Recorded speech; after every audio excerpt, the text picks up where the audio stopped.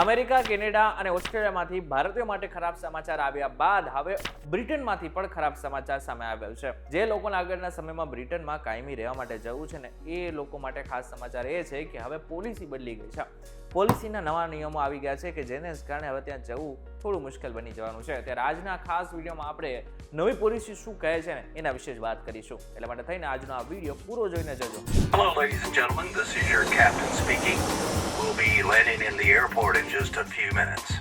WhatsApp guys, welcome to way to edition. My name is Karan Chaudhary. બ્રિટને 12 મે 2025ના દિવસે જ એક નવું ઇમિગ્રેશન પ્લાન રજૂ કર્યું, જેને વ્હાઇટ પેપર પણ કહેવામાં આવે છે. આ પ્લાન મુજબ જે લોકો બ્રિટનમાં કાયમી રહેવા માંગે છે તેમના માટે હવે સારી અંગ્રેજી બોલવી ફરજિયાત છે. જો હાલ સુધીની વાત કરવામાં આવે તો હાલ સુધી માત્ર થોડી અંગ્રેજીની જાણકારી જરૂર હતી, પરંતુ નવા નિયમ આવી ગયા બાદ હવે તમારે રોજિંદા જીવનમાં સારી અંગ્રેજી વાપરવી પડશે. એટલા માટે થઈને જ્યારે અરજી કરવામાં આવશે ત્યારે તમારું જે અંગ્રેજી છે એ ચેક કરવામાં આવશે. આ ઉપરાંત કાયમી રેસિડેન્સી માટે હવે 5 વર્ષની જગ્યાએ 10 વર્ષ બ્રિટનમાં રહેવું પડશે. જો કે ડોક્ટર, નર્સ, એન્જિનિયર જેવા ખાસ કૌશલ્ય ધરાવતા લોકો માટે આ સમય ઓછો હોઈ શકે છે. હવે બીજી મહત્વની વાત એ છે કે ઘણા બધા લોકો વિઝા સિસ્ટમનો ખોટી રીતે ઉપયોગ કરી રહ્યા છે. એ લોકો માટે પણ બ્રિટને લોકોને ચેતવ્યા છે. ખાસ કરીને જે લોકો સ્ટુડન્ટ વિઝા પર આવીને શરણાર્થીઓ માટે અરજી કરે છે તેમના ઉપર કડક કાર્યવાહી થશે.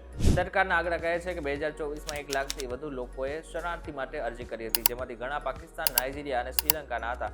આ કારણે આ દેશોના લોકોને વિઝા મેળવવામાં મુશ્કેલી આવી શકે છે. જો ભારતની વાત કરીએ તો યુકેમાં સૌથી વધારે આંતરરાષ્ટ્રીય વિદ્યાર્થીઓ જે કોઈ હોય ને તો ભારતના છે. 2023-24માં લગભગ 1 લાખથી વધુ ભારતીય વિદ્યાર્થીઓ યુકેમાં હતા, પરંતુ જો તેઓ વિઝાનો ખોટો ઉપયોગ કરશે તો તેમની ઉપર પણ કાર્યવાહી થઈ શકે છે. જોકે અત્યારે વ્હાઇટ પેપર રજૂ કરવામાં આવ્યો છે, પરંતુ બની શકે કે આને અમલ થતા 2026 પણ આવી શકે છે. ત્યારે આ બાબતને લઈને તમારું શું કહેવું છે અમને જરા કોમેન્ટ કરીને ચોક્કસથી કહેજો. વિડીયો થકી જો તમને કોઈ ઇન્ફોર્મેશન મળી હોય તો વિડીયો લાઈક અને શેર જરૂરથી કરજો તથા આવા જ ઇન્ફોર્મેટિવ વિડીયોઝ માટે વીટીવી ડિજિટલ સાથે જોડાયેલા રહેજો.